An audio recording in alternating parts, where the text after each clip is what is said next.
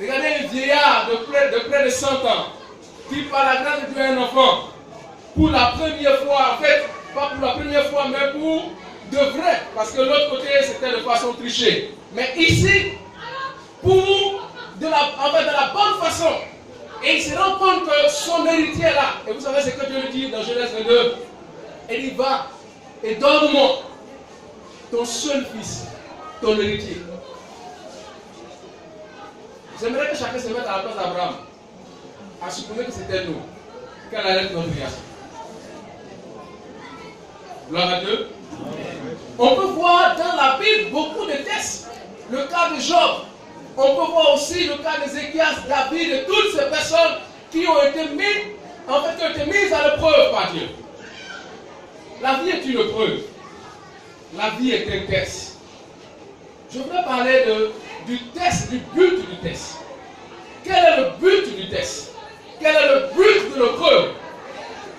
Beaucoup de gens pensent en fait que quand Dieu nous met à l'épreuve, c'est que c'est pour nous faire souffrir. Non. Vous savez avec moi que dans la vie courante, on fait souvent des tests pour voir la capacité, l'aptitude de quelque chose.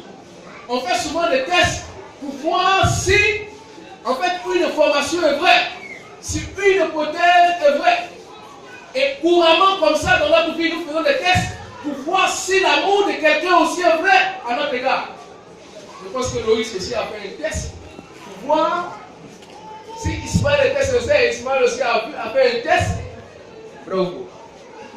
Ok. Et tout le monde fait des tests couramment comme cela. Dieu lui aussi, il fait des tests. Il était le premier à initier les tests avec Adam et Ève. Mais quand Dieu fait des tests, le but des tests de Dieu, c'est de révéler réellement la nature de notre amour pour lui. Est-ce que nous l'aimons réellement? Premièrement, révéler la nature de notre amour pour lui. Deuxièmement, révéler notre caractère vrai. Vous savez, parfois, il faut être confronté à certaines situations pour que ce que vous êtes réellement ressorte, n'est-ce pas? N'est-ce pas? Parfois, on se blague nous-mêmes. On se dit qu'on est comme ceci, on est comme cela, mais il faut être confronté à certaines réactions pour que ce que vous êtes réellement fasse surface. Et troisièmement, Dieu fait des tests pour voir notre capacité à obéir à sa parole, à être intègre, à être loyal, à nous suivre, à marcher après lui. Dans la Bible, on peut voir beaucoup de tests. Dieu fait beaucoup de tests et nous ne pouvons pas connaître tous les tests de Dieu. Mais si nous lisons la Bible, nous pouvons comprendre quelques-uns. Quelques-uns que j'ai regroupés en 3 grandes catégories. Et en lisant le texte que nous avons lu aujourd'hui, nous pouvons voir cela. Regardez, le peuple d'Israël était en perpétuel recommencement au temps des Juifs. Parce que si nous lisons Juge chapitre 1, chapitre 2, on va se rendre compte que Moïse n'est plus.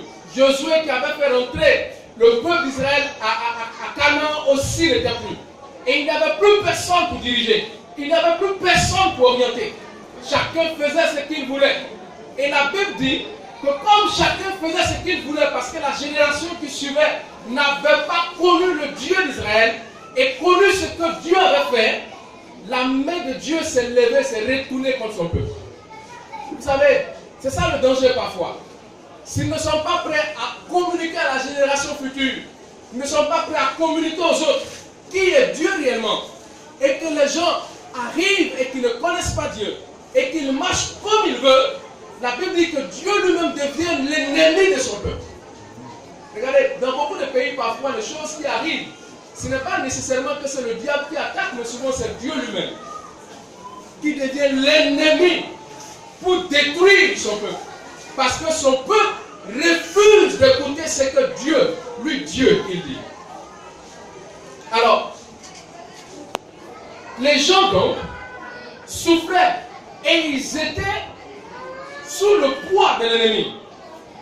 Et qu'est-ce qui s'est passé? Dieu, dans sa compassion, quand le peuple d'Israël revenait à lui par le cri, la Bible dit que Dieu avait compassion et il faisait venir un juge qui délivrait Israël. Et pendant cette période-là, Israël était en paix. Pendant la période de la vie du juge. Mais quand le juge n'est plus, qu'est-ce qui se passe?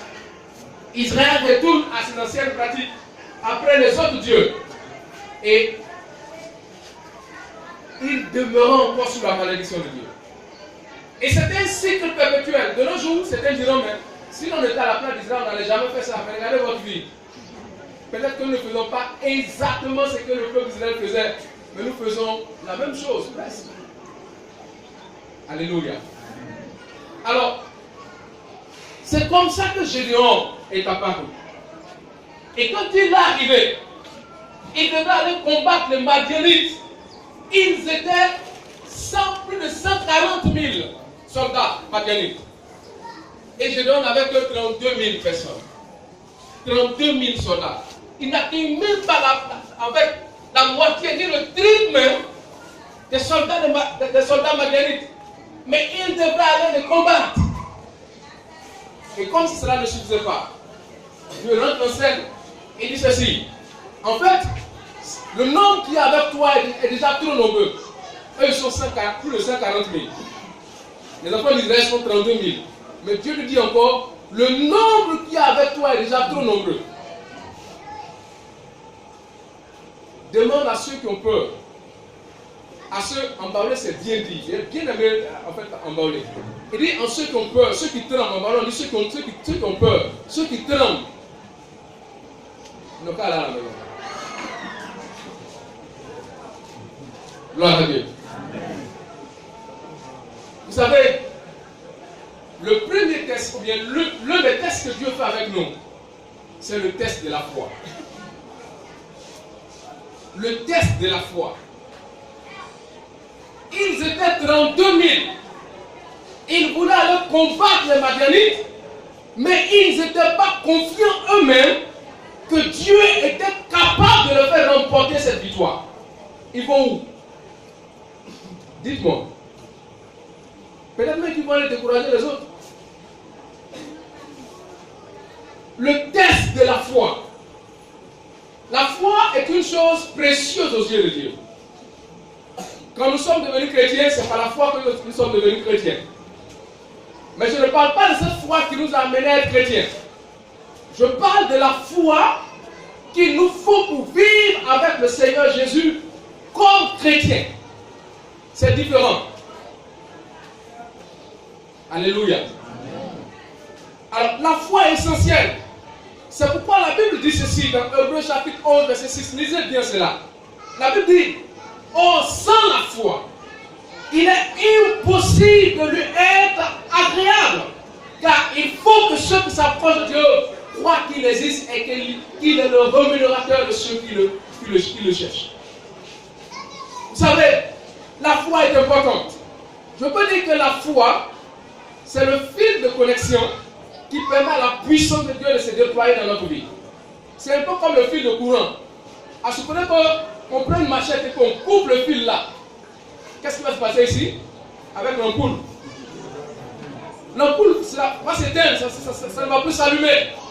Il ne sera plus alimenté, elle ne sera plus alimentée. C'est la même chose. Si nous avons un problème avec notre foi, Dieu ne pourra pas nous utiliser. Sur les 32 000, donc 22 000 avaient peur. Ils vont où au combat? Gloire à Dieu. Ils vont où? Et quand je parle de la foi, vous savez, bien de fois, ne faisons pas la différence avec le fait que nous savons ces choses et le fait que nous vivons ces choses. Beaucoup de chrétiens savent ces choses. Ils savent que Dieu est puissant. Même les païens le savent. Ils savent que Dieu est ceci. Ils savent que Dieu est cela. Ils savent que Dieu est comme ceci. Mais en fait, leur attitude montre qu'ils n'ont pas la foi. La foi se développe ou se manifeste par mon attitude. Alléluia. Par mon attitude. Et c'est comme ça que beaucoup de personnes Beaucoup de personnes disent qu'elles ont la foi, mais quand on les regarde, on sait qu'elles n'ont pas la foi. Je suis sûr que quand Gédéon a enrôlé les gens, il leur a dit, ceux qui n'étaient pas sûrs, ils n'ont qu'à rester à la maison. Mais les 22 000 ont dit, bon, on peut aller, ça peut marcher. Voilà, ils sont venus. Gloire à Dieu. Dieu nous fait continuellement des tests de foi. Malheureusement, la plupart des gens échouent devant ces tests. Pourquoi je dis cela? Pour mieux vous expliquer, je vais donner un exemple. Dans la foi, si Dieu me dit de traverser le mur qui est ici pour sortir derrière, normalement, si j'ai la foi, je dois venir pour traverser. Je dis, comme Dieu a dit que je peux, c'est que donc je viens traverser pour aller derrière, peu importe l'obstacle qui est là. Mais nous les hommes, qu'est-ce que nous faisons? On vient, on regarde. Ah, Dieu ne sait pas qu'il y a un mur là. Voici la porte, peut-être que Dieu s'est trompé, peut-être que c'est là, il voulait que je passe. Et puis on prend. Or, peut-être que la bénédiction est juste derrière le mur. Le raccourci ne me ramène pas là, il m'envoie ailleurs. Et quand je suis le raccourci, je vais ailleurs. Vous savez, Dieu nous éprouve régulièrement.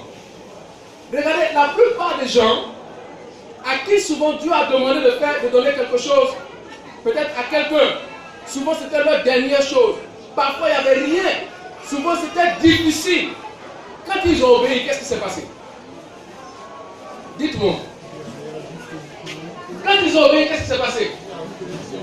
Dieu les a bénis. Dieu les a bénis. Mais nous voulons d'abord voir clair. Est-ce que c'est bon d'abord? Alléluia. Je vais vous donner un autre exemple pour comprendre. Vous savez, je prends un exemple. À supposer qu'on partez voir un marabout pour que vous ayez l'argent. Et comme eux ne donnent jamais de bons conseils, ils vont vous dire, un exemple, pissez dans le vase de nu et buvez. Un exemple. Mais c'est tout ce qu'ils peuvent vous dire. Ils vont vous dire quoi encore? Alors, si vous allez, qui vous dit de pisser dans le vase de nu et de boire, qu'est-ce que vous faites? Vous pissez, vous buvez. Pourquoi? Parce que vous croyez en lui. Alors comment se fait-il que nous disons que nous croyons en Dieu et Dieu nous dit voici ce que je veux, voici ce que je veux, et nous ne sommes pas capables de suivre cela? Dites-moi vraiment, est-ce que nous croyons en lui? Parfois nous trouvons que c'est déjà dépassé ce que Dieu a dit et que ce n'est plus à notre époque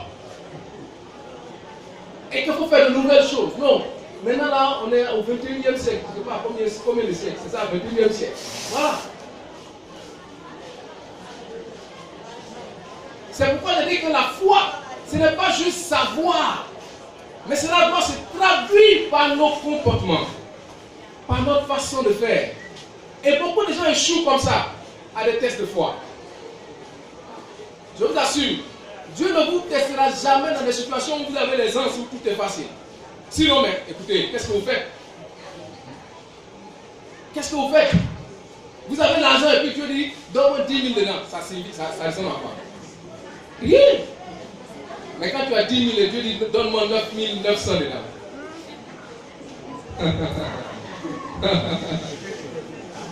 Quelqu'un a crié ici, Alléluia. Mais régulièrement, c'est des tests comme ça auxquels nous faisons face. Et comme nous ne sommes pas prêts à obéir, nous sortons du plan de Dieu. Parfois, nous ne sommes pas bénis. Parce que derrière un test, il y a toujours une bénédiction de Dieu. Alléluia. Bien aimé, Dieu ne veut pas juste que nous puissions le suivre. Mais Dieu voudrait que nous puissions lui faire confiance pleinement. Si je dis que je suis Dieu, il faut que je lui fasse confiance pleinement. Et que je décide de lui obéir en toutes choses, en marchant d'après sa parole. Pleinement. Alléluia. Amen. Alléluia. Amen. Vous savez pourquoi beaucoup de personnes souvent ne sont pas mariées? C'est juste parce qu'ils veulent voir clair. Vous savez, hier on nous disait, nous on a vu aussi, parce que moi-même je fais aussi. En fait, On nous disait que quand Ismaël et Loïs se rencontraient, Ismaël vendait huile à un sachet. Gloire à Dieu. Loïs pouvait dire, mais il va faire quoi ici? Que des femmes ont dit, mais elle va faire quoi? Elle vendait le sachet. Vous savez, en son temps, moi je vendais du riz. Je livrais du riz à domicile. Donc on a fait des choses extraordinaires, il ne faut pas comprendre. Et un jour, une soeur m'a dit, alors que je poussais la brouette avec le pouce-pouce, elle m'a dit, mais tiens! J'ai dit, ah bon? Donc je ne peux pas avoir un mari comme moi. Elle dit, non. Je ne peux pas pousser le brouette. Une seule l'église, hein? Sérieux. Alléluia. Mais ce n'est pas que j'ai dragué la soeur. En fait, la seule personne à qui j'ai dit je t'aime, c'était ma femme. Et elle est devenue ma femme. Amen. On plaisantait, mais je sentais qu'elle disait la vérité. Alléluia. Alors, quelle est notre foi? Quel est le degré de notre foi? Croyons-nous vraiment en Dieu? Vous savez, parfois on échoue à beaucoup de choses avec Dieu. Parce que Dieu est là continuellement pour faire des tris. Pour nous mettre de côté. Pas que c'est sa volonté. Mais en fait, il veut nous révéler quel genre de personnes nous-mêmes nous sommes réellement. Alléluia. La deuxième catégorie de tests que Dieu fait, c'est le test des opportunités. Alléluia. Amen. Regardez les enfants d'Israël, ils ont marché tout le temps. Et quand je vous dis en Israël, c'est les montagnes, le désert. Et il fait chaud. Les soldats marchent. Ils parcourent les montagnes, les vallées, tout ça. Et ils arrivent à un point de chute où il y a de l'eau. Vous savez, mais vous avez soif. Quel est votre premier réflexe? Boire l'eau? Ou bien? Votre premier réflexe, c'est de boire l'eau. Mais en même temps, c'est Dieu lui-même qui les envoie boire de l'eau. Il dit envoie-les là où il y a l'eau là. Je vais faire mon travail. Gloire à Dieu. En fait, ce que vous devez comprendre, c'est que Dieu n'avait pas de problème avec le fait qu'ils boivent de l'eau. Mais le problème de Dieu, c'était la façon de boire de l'eau. Ce n'était pas un problème pour Dieu de boire de l'eau. Dieu voudrait qu'ils partent boire de l'eau parce qu'il était conscient qu'ils avaient soif. Mais le problème de Dieu, c'était la façon de boire de l'eau. Vous savez, parfois, Dieu n'a pas de problème avec notre façon de nous réjouir quand nous rencontrons des bénédictions, quand nous avons des choses, quand nous avons des faveurs ou quand nous avons des opportunités. Ce n'est pas cela. Ce n'est pas un problème pour Dieu. Mais le problème de Dieu, c'est la façon de nous réjouir. La façon d'utiliser les opportunités. La façon de les saisir, la façon de profiter des opportunités. Regardez, ils avaient deux objectifs. Le peuple, quel était l'objectif de Dieu? Quel était l'objectif du peuple? Allô Margot? Boire de l'eau. Quel était l'objectif de Dieu? Vous avez lu, non? La Bible est devant vous. Quel était l'objectif de Dieu? Allez faire le tri. Oh. Faites attention, il y a des appâts devant vous. Alléluia. L'objectif de Dieu, c'était d'aller faire le tri. Parfois, les opportunités que nous avons, et nous disons non, il faut profiter à outrance, il faut jouir, il faut faire ceci, il faut faire cela. Souvent, ce sont des appâts. Parce que l'objectif de Dieu en vous conduisant là, parfois, c'est de sonder quel genre de personne vous êtes. Bien de fois, on a tendance à dire que le pouvoir corrompt toujours, n'est-ce pas? Mais moi, j'ai l'habitude de dire qu'en fait, ce n'est pas le pouvoir qui corrompt. Le pouvoir révèle quel genre de personne tu es vraiment. L'argent n'a jamais corrompu quelqu'un. L'argent révèle qui toi-même tu es vraiment. Alléluia. Parce qu'il y a des gens, vous ne le connaîtrez jamais tant qu'ils sont dans les difficultés. C'est le jour où Dieu fera qu'ils sortent un peu la tête de l'eau. C'est là que vous allez savoir quel genre de personnes ils sont. Alléluia. Continuellement, Dieu fait des tests. Quelles sont les opportunités que nous avons aujourd'hui? qui sont devant nous et que nous sommes en train de profiter vraiment. Nous nous disons que oui, c'est la vie c'est une fois, ainsi de suite. Donc il faut profiter. C'est bon. Dieu n'a pas de problème avec. Mais avec la façon de faire. Avec la façon de faire. Bien-aimé, quelle est votre réaction? Quelle est votre attitude? Quel est votre comportement quand parfois Dieu vous a béni ou vous a élevé?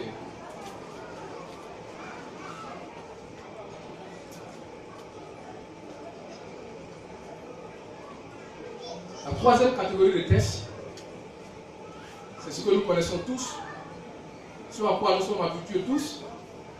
En fait, parce que parfois nous ignorons les autres, c'est le test du manque. Du manque. En fait, quand nous n'avons pas certaines choses parfois, quand nous nous trouvons quelque part, nous prions, Dieu ne nous exauce pas de prières non exaucées. Quand nous avons besoin d'une guérison que nous n'avons pas, quand nous avons besoin d'argent que nous n'avons pas, quelle est notre façon de réagir?